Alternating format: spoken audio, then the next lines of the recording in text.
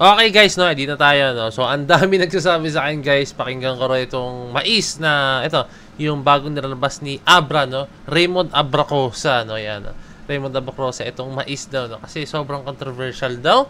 Kasi nabanggit daw dito ang ating mahal yung SB19, no. So, pakinggan natin maigi kung talaga bang nabanggit niya na direct to the point sa SB19 or what, no. So, pakinggan natin maigi guys. Baka naman, ano lang, na-misinterpret na natin or what na. Pero syempre, hindi na lang. Baka dami nagbabanggit sa akin guys eh. Mga comments, may nag-PM sa akin, sa Facebook page ko. And eto, tara. Sige, pakinggan na ito. Let's go. Abra, let's go! Wow. Yeah. Nauso lang naman ang salitang hibang nung nakilala ang makatanghibang. Ngayon ginagamit pangalan Makatanghibang. Sino ba kasi yan? Ako si ayun. Ang sorry, inisip ko bigla. Naalala ko sa kanta ni Abra, no? Yung Abracadabra, no? So, pagkakaalala ko guys, yung makatanghibang guys is yun po yung term na ginagamit talaga kay Abra, no? Ewan ko lang kung self-proclaim makatanghibang siya or basta pagkakaalam ko, yun ang po talaga ang tawag kay Abra or bansag kay Abra, no? Makatanghibang, no? So, I'm very big fan of Abra dahil sa flip top, no? Nagsud-sud na po talaga. Okay? Para lang ang dragon maparinggan. Alam mo naman sila'y mga hirang. Tingin ang yan, makabasag pinggan. Wala akong magawa ngayong araw, kaya kayo na lang aking pagtitripan. So, wala daw siya magawa. So, kayo na lang aking pagtitripan, no? Okay? Tingnan natin kung sino yung pagtitripan niya. Wala akong magawa ngayong araw, kaya kayo na lang aking pagtitripan. Kamakailan, naalala ko lang. Teka, mali, kanina lang pala. Tanginang yan.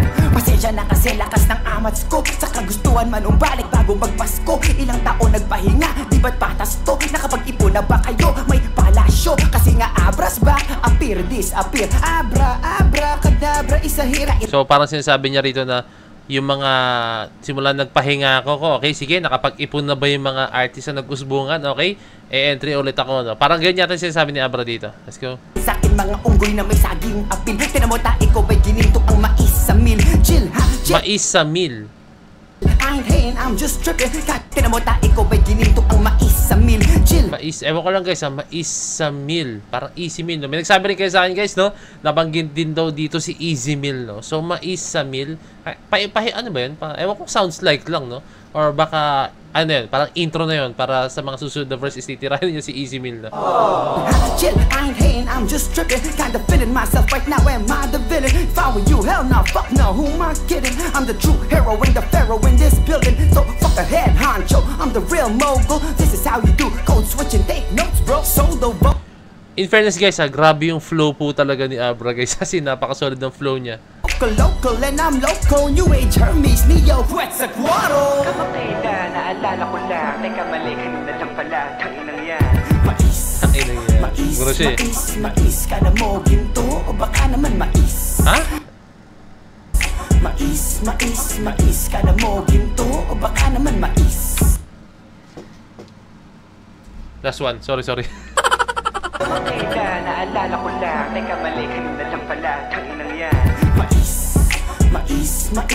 Mais ka na mo ginto o baka naman mais. Pwede, no? Kasi di ba syempre alam niyo naman yung gento, pumatok yung gento, di ba? So sinabi nga ni Abra sa verse niya, nakapag-ipon-ipon na ba kayo?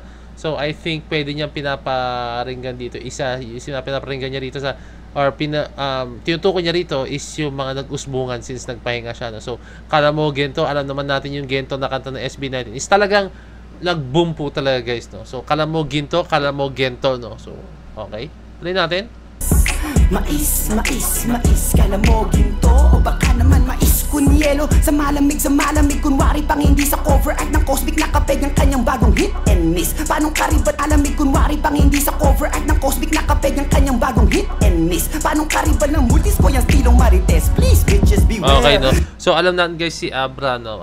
Since alam natin na ano siya, isa talaga sa mga legit talaga na mga rappers, no? As in, pagdating sa multi, yan kasi yung mga rappers guys talaga is talagang nagmumulti, no? So para sa kanila guys, yung ability nila sa rapping ability nila is parang yung iba na dyan na nagsisimula pa lang or yung mga ano is wala sa kalingkingan ng ng kanilang lyrical ability, no, sa pagsusulat ng mga kanta, no, ba sa mga multi, sa flow, no, okay. Bagong hit and miss. Paano kariban ng multis ko yung stilong marites? Please bitches beware. You choose to scare. Give you goosebumps in a manner so devil may care. Year of the dragon, the man of the year. Parang flip top at TikTok shit's everywhere. Mas okay na mais sa tae kaysa tae sa mais. Mga broskis, naging brosis. Grabe naman diis, ba't ako lalaki sa tae kaysa tae sa mais. Mga broskis, naging brosis. Grabe Meron akong sasabihin doon, pero i-confirm mo natin sa mga susunod na linya, no. naman diis, ba't ako level sa mediocre artist? Kung pwede naman mag-release sa akin lahat ng royalties. Minus fees, man on a mission, back to fruition. Your vision, no match for my intuition. Mindful ambition like Christ I've risen. You stuck in the prison, still choking the chicken. On the other hand, we all just human. We can you stuck in the prison, Ba't still may manok? May narinig akong manok, ha. Wait lang.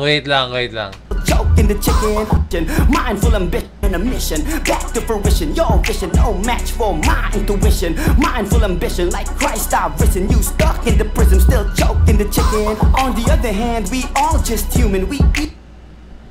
Ewan ko guys kung nagkataon lang, kung aware din si Abra, no? Chicken or si Ken. Alam nyo naman ang tawag sa kay Ken, di ba? Sisiw, or yung mga sa tumatawag din kay Ken, no? Sisiw ang tawag guys, no? Di ba? Chicken, Ken. Di ko alam kung aware si Abra, no? Nagkataon lang, pero ewan ko, baka talagang pinapatamaan ni Abra SB19 dito guys, ha? Okay, sige, tuloy pa natin. Baka nasa kalahati pa lang tayo. Okay. We drink, we poop, and you're an ape on this planet. You relate to the ape, the night weeks of fornication, and I suffocate. Carbon copy ng K-pop, fake fuck. Nagpaparinig pa sa nananahimik. Say what? Ayun na guys. Yan na. Iyan na po ang isa sa pinakamalinaw na basehan na tinitira ni Abra ang, I think, di ko sure kung SB19, pero P-pop.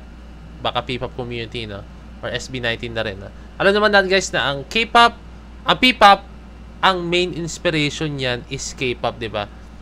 So, carbon copy ng K-pop, dun pa lang. Sino ba ang carbon copy ng K-pop?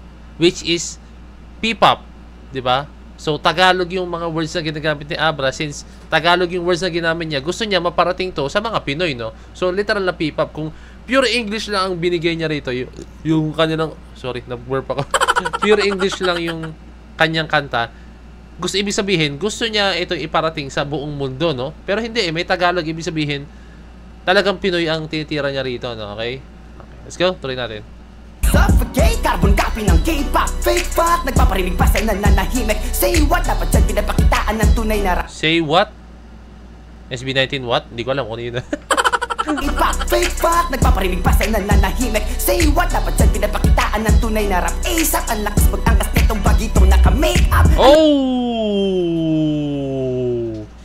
Dapat yan pakitaan ng tunay na rap daw, no? Okay, no? So, yan kasi yung craft ni Abra. Yan po yung craft ni Abra, no? So, may karapatan talaga, I think, para sa kanya, entitled siyang magmalaki kasi yun yung craft niya, eh. Like, alam ko na to, ang tagal ko nang pinasok to, tapos bigla kayo papasok sa hip-hop or sa rap music, no? So, I think ito yung pinipertain dito ni Abra, no? Okay? Meron pa siya sinabi regarding sa makeup. Dapat dyan pinapakitaan ng tunay na rap. ASAP, ang lakas pagtangkas nitong bagitong naka-make up. Yun, no? Bagitong naka-makeup, no? So, alam naman natin, syempre, K-pop, no? Nagme-makeup sila, no? Kasi, yun na po kasi talaga yung bagong trend, guys, no? Pagdating sa P-pop, K-pop, no? Pero even though, kahit ako, hindi man ako nag-makeup, pero syempre, pag nagpe-perform ka, or what, di ba? Nag-makeup. Actually, kahit pati artista naman, guys, naglalagay ng foundation, naglalagay ng makeup, pagharap sa camera, di ba? So, parang hindi na siya bago, no? Hindi na talaga tayo sanay na ganun po talaga yung nangyayari ngayon, na nag-makeup na rin pati lalaki, di ba? Sanay lang tayo babae, no? Di ba? Dapat dyan pinapakitaan ng tunay na rap. ASAP, ang lakas pagtangkas nitong bagitong naka-make up. Ano yan boy? Pick up, catch you boy. Peace up noy, pag tinanggal mo kang parking boy. Mga Peace up noy, no? Kasi alam nyo natin guys, ang P-pop, sobrang fashionista talaga guys. Like, kung ano po ang suotin nila, like anong maisipan nila, kung anong feel nila, susuotin puro talaga nila, no? So, tayo kaya sanay po talaga tayo sa, ulitin ko ulit, sa nakasanayan natin, no? So, ang SB19 kasi, or kahit di SB19, yung generation ngayon, guys, no? Since lumagan na po yung K-pop, parang na-embrace na rin natin, eh. Or, di ba, yung ano lang, yung panamit nila, di ba? Like, sinay pa nga ni Abra na kahit tanggalin na yan. Ano yan boy? Pick up, catch you boy. Peace up, noy. Pag tinanggal mo kang parking boy. Hindi para sa akin, kung SB19 ang tinitira niya rito, no? Kahit maghubad man ng damit, sasabihin ko sa damit, magtanggal man sila ng makeup or like pumorma man sila ng simpleng kasuotan lang like shirt, shorts, tapos slippers lang, no? Or step in or what, or crocs or mga ganyan, no? Kahit yun lang, wala kayo sa akin, iba pa rin yung dating ng SB19. Iba lang talaga yung dating nila pag nakaporma sila, no? Pero ang simple, ang angas pa rin nila tingnan pag nakaano sila, kahit simpleng attire lang po talaga, no? So, hindi ako sasangay sa sinabi ni Abra. Mga homeboy, puro totoyo, walang pututoy. Chupoy, peace up, noy. Pag tinanggal mo kang parking boy. Mga homeboy, puro totoyo, walang pututoy. Sumisigaw, sayaw, unggoy, sayaw, unggoy. Ano yan, oy, what? Totoyo, walang up, cat, chupoy. Peace up, noy. Pag tinanggal mo kang parking boy. Mga homeboy, puro totoyo, walang pututoy. Walang pututoy. Bisit. Badro to si Abra, no? Sumisigaw, sayaw, unggoy, sayaw. So, parang sinasabi ni Abra, no? Ewan ko lang guys, walang pututoy. Like, baka sinasabi niya mga, sorry for the term, pero parang ito yung pinaparating ni Abra dito is mga transgender daw. Parang mga ganun daw, no? Ewan ko guys. Di ba syempre alam niyo naman, pag halimbawa transgender kayo, syempre nagpapatanggal kayo ng ari yung iba, no? So, ewan ko yung ibig sabihin ni Abra. Kasi binanggit niya yung pututoy. Diba? Baka yung ibig sabihin niya na ganun yung tingin niya sa community na P-pop, no? Okay? Unggoy, ano yan? Oy, warrior paint, ang galing ha. Kung warrior, bakit di ka buki? Ba't parang gay siya? Warrior paint. Naalala ko sa what, di ba? Parang nag-warrior paint sila, di ba? Wait. Tingnan natin maigi. Okay guys, pasensya na, no? I think may makita ko yung biglang nag-cut doon, no? So, binalikan ko yung what na MV nila, no? So, meron silang warrior paint doon. Ewan ko lang sa ibang MV po ng SB19 may warrior paint sila, no. So, meron doon sa what may warrior paint sila. Like yung alam mo yung mga ganon, yung itim na ink yun, no. So, ang sinabi ni Abra dito is ha, kung warrior bakit di ka buki? Ba't parang gay siya? Ano yan? Oy, warrior paint, ang galing ha. Ano yan? Warrior paint o ba? Ang galing ha? Naka-warrior paint sila, okay? Warrior bakit di ka buki? Ba't parang gay siya? Parang gay siya. So, double meaning siya. Alam naman natin yung word na gay siya, no? Pero at the same time, pwede rin siyang gay siya. Ano siya? Gay siya. Sorry for the term, bading siya or bakla siya, no? Gay siya. So, nag-warrior paint. Ba't pa sila nag-warrior paint? Ay, ano yan? Warrior paint, pero gay siya. Gay ka. Di ba? Parang ganyan ibig sabihin ni Abra, no? Nag-warrior paint ka pa, para magmukha kang lalaki, pero gay ka naman. Parang ganun sinasabi ni Abra, no? Grabe ang... Ewan ko guys, parang ang below the belt na sinabi ni Abra. Ay, naka. Ang below the belt. Mataas ang respeto kay Abra. Mataas ang respeto ko sa kanya. Pero, grabe naman yung balik niya. Biglang ganito agad, no? Sobrang hard lang. Sobrang hard lang sa ate, no? Na fan, syempre, ng P-pop music, no? So, okay? Tuloy na lang to. Tansyong underage, sabat pa mema sa akin kahit isa rin sa ibang lingwahe, gets ba? Ano? Age, sabat pa ang galing ha. Kung warrior, bakit di ka buki? Ba't parang gay siya? Mga tansyong underage, sabat pa mema sa akin kahit isa rin sa ibang lingwahe, gets ba? Mga tansyong underage, sabat pa mema sa akin kahit isa rin sa ibang lingwahe, gets ba? So, tinira niya rin yung mga fans ng SB19, no? Na underage daw, 'di ba? Like sumusuporta sa kanila, no, mga underage. Actually, hindi naman underage. Kung makikita niyo po yung tuwing gumagawa ka ng reaction video sa SB19, no, makikita kasi ron guys yung graph, no. Kung anong mga age yung nakikinig po or nanonood na yung reaction video tuwing SB19 na ginagawa ko, no. Talagang iba-iba siya, guys. No, marami lang talaga around 20s to 40s mga ganyan, guys. Mas marami sa mga ganong edad, no. Pero ay di, tama yun yung nakikita ko sa graph ko, no. Pero meron iba-iba talaga, guys. Kahit up to 60s, 70s po talaga. Meron po, ang galing. Ganun kalakas ang ating mahalima. Kailan, naalala ko lang. Teka, mali, kanina lang pala. Tanginang yan. Mais, kala mo ginto o baka naman mais. O yun, matik na yun. Gento SB19. Mais, kala mo ginto o baka naman. Nakita ko si Easy sa MV ni Emmy. Hindi man lang ako nainggit. Kunti lang. Oh! So, dito naman si Easy Meal, guys, ha? Si Easy Meal. Wait lang. Ano? Sinabi niya?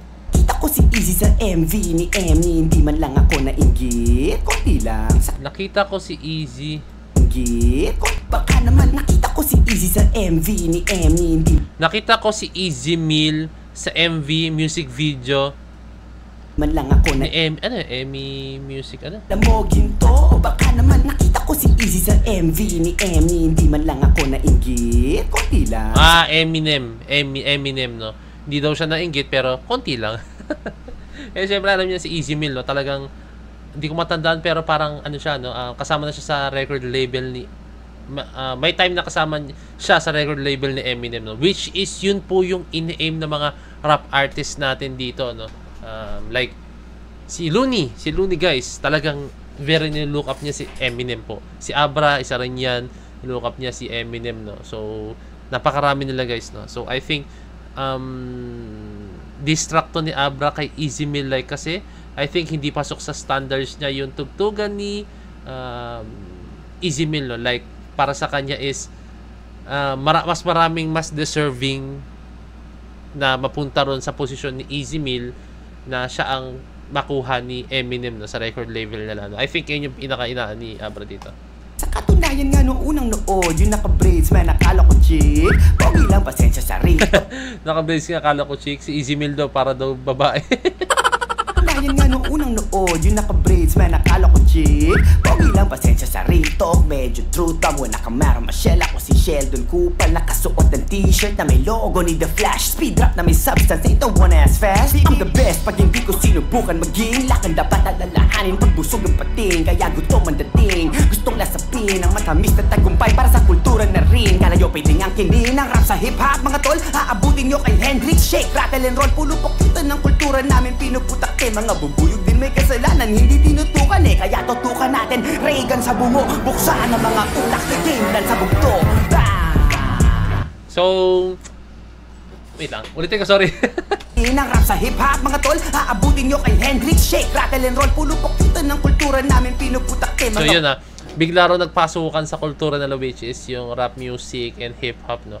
Bigla raw silang pumasok ng, I don't think na parang hindi inaral man lang yung art form or yung pinaka ng rap po talaga, no? So I think medyo patama rin yata rin. Ewan ko guys pero parang patama to yung kay yung kay Josh, no? Alam niyo naman si Josh, di ba, nanalo siya ng yun sa Wish 1075, no? Ang daming hindi sumang-ayon doon guys, no? Actually hindi naman madami hindi sumang-ayon doon ng mga ng mga rap artist, no? Pero isa na rin doon yung kamote, si Ato. Pero guys, mas maraming naniwala kay Josh na deserve niya yun. Isa na rin ako doon. Nabubuyog din may kasalanan, hindi tinutukan eh. Kaya tutukan natin, Reagan sa bungo, buksan ang mga utak, game lang sa bugto. We love, hiba. We love, We love, hiba. We love, baliw. We love, baliw. We love, hibang. We love, hibang. Kalimutan mo na yan, sige maglibang. Oh! Naging XB.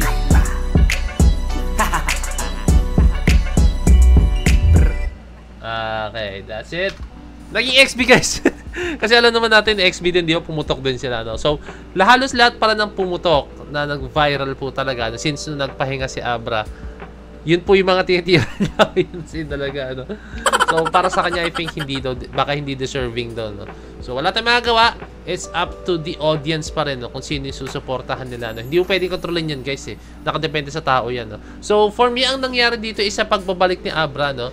This is just my own opinion, guys, ha? This is just my own opinion, no? I think baka ginagamit niya lang yung mga pangalan na yun para, alam mo yun, magkaroon ng ingay. Like this one, di ba? Nabulabog ang mundo nung binanggit ng SB9, tinapik ni Abra ang SB19, no?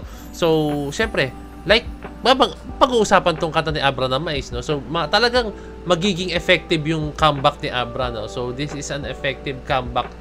Pero, hindi siya in a good way para sa akin, eh. Ano siya, talagang, ang dami niyang dabanggang mga community.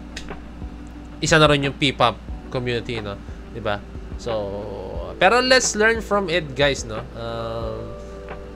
At least si Abra naman hindi tulad ni Ato na alam mo 'yon. Si Abra alam naman yung sinasabi niya, guys, eh. Si Ato kasi alam mo na, nagsasalita siya ng walang basihan or what, no? Pero si Abra, that's just shows na talagang alam niya yung sinasabi niya, di ba? Pero ako, for me, this is just my own opinion, may mga sinabi si Abra doon na sumang-ayon ako, pero mas super-duper lamang yung mga sinabi niya na hindi ako sumang-ayon, no? Ayan, hindi ako sumang-ayon, no? Pero, ayan, tulad ni Abra, this is just his own opinion or yan, freedom, may freedom naman siyang sabihin, gusto niya sabihin since gano'n naman talaga sa kanta, may freedom kang gawin mo gusto mong gawin, no? And sa akin din, this is just my own opinion, no? So kanya-kanya tayo ng opinion, no? So hayaan na natin, like pakinggan natin, okay, sige, wala masama doon, no? Wag na lang natin masyadong pansinin, like syempre yung mga tao like si Ato, di ba? Yung mga ganong klaseng tao, gusto lang nila is tumaas yung engagement nila, no? Pero hayaan na lang, basta for me, naniwala pa rin ako sa kapangyarihan ng ating mahalina. So, ayan. Maraming salamat sa panood na aking video, no? And thank you so much sa mga nag-request na ito, no? Binomba nyo rin po ako sa aking message sa aking Facebook page. At saka sa recent video ko, no? Mga recent video ko na talagang binomba nyo. So, yun lang. DC Point of View signing out. Peace. Let's see.